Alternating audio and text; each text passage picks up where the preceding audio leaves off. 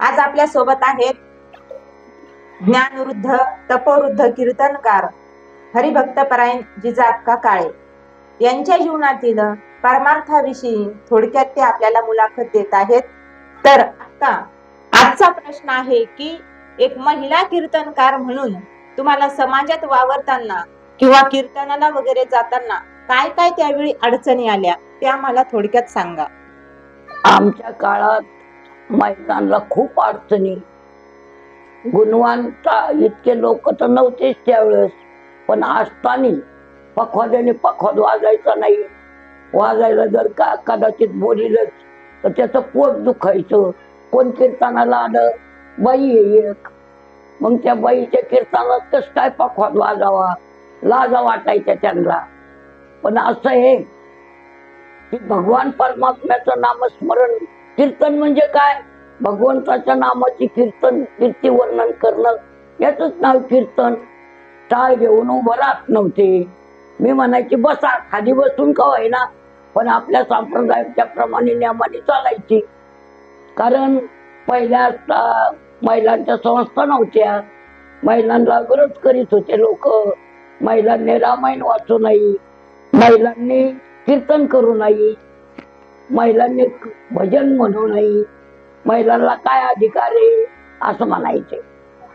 मग ज्या वेळेस प्रथमच मी म्हणायची पण राग राग की तुमच्या बापाची मुलगी एखादी जर कीर्तनकार निवडली ना तर तुम्ही आपोआप टाळ घेऊन उभं राहतात। मग सातारकराची मुलगी आळंदीमध्ये आम्ही यात्राला गेलो आणि सातारकराच्या मुलीचं कीर्तन होतं। मग मोठमोठाले टाळकरी, मोठमोठाले गायक, तिथं त्यांना आपच उभं राहावं लागलं। हे आमच्या नजराने पाहिलं आम्ही। मग कसं त्यांचं, मग कुठं गेलं त्यांचं पुरुषत्व। मग असा आम्हाला अडचणी येत होत्या खूप, पण देवावर भार घालून कसं तरी येडं वाकड चालायचं। आम्ही म्हणायचो वाजव कसं कवाय ना। तुकाराम महाराजांनी दगडाचे टाळ केलते, दगडाचा टाळ केला होता। मग दगडाच्या टाळावर ते कीर्तन करीत होते। कीर्तन म्हणजे भगवंताचं नामस्मरण। मग असं जुन्या काळात आम्हाला खूप आडी अडचणी होत्या। आणि महिला होत्याच, भक्त नव्हत्या काय, संत मुक्ताबाई होत्या, संत मीराबाई होत्या।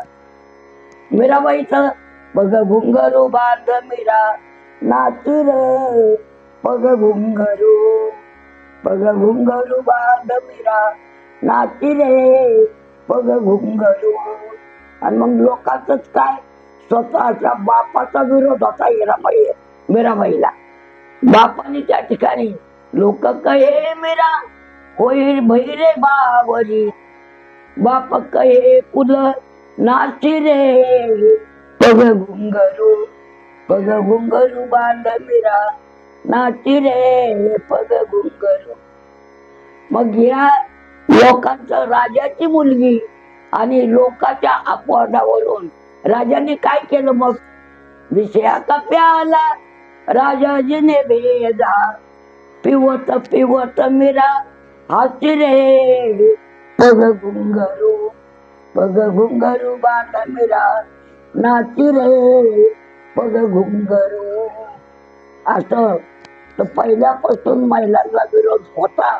आता मात्र तुमच्या काळात विरोध नाही, संस्था निघाल्या। पूर्वी नुसतं मुलांच्या संस्था होत्या, आता मुलींच्या संस्था। आता झालंय, आता मोठले महाराज म्हणतात सकलाचे येते आहे अधिकार, कलियुगी उद्धार हरीच्या नामे। आणि त्यावेळेस नव्हतं, मग आडवं आडवं लावित होते ना। मग आम्हाला संत मुक्ताबाईचं, संत मीराबाईचं, संत जनाबाईचं, संत बहिणाबाईचं असं आम्ही पाठांतर करून उदाहरण सांगत होतो त्यांना। आणि मग त्या ठिकाणी मग विरोध करायचे, पण आम्ही मात्र कोणाला भेटू नाही। विरोध करा की काही करा, 5-25 तासात लोक पण कीर्तन करायचं।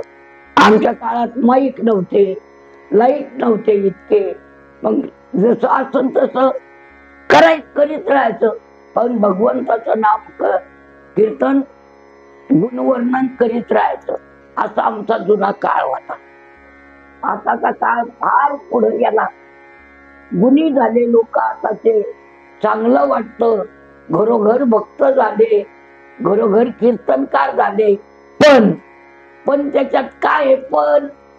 पण फक्त प्रेम नाही, प्रेम नाही, आणि प्रेम नाही त्याने वाया गेला. म्हणून भगवान परमात्मा एका आरोळीतच येते, पण प्रेमाने मारली तर.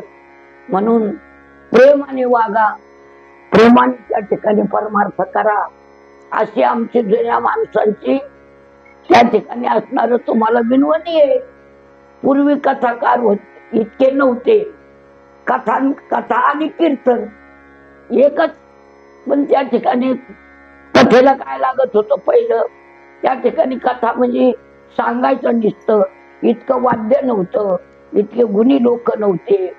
आता फार जग पुढे गेलं.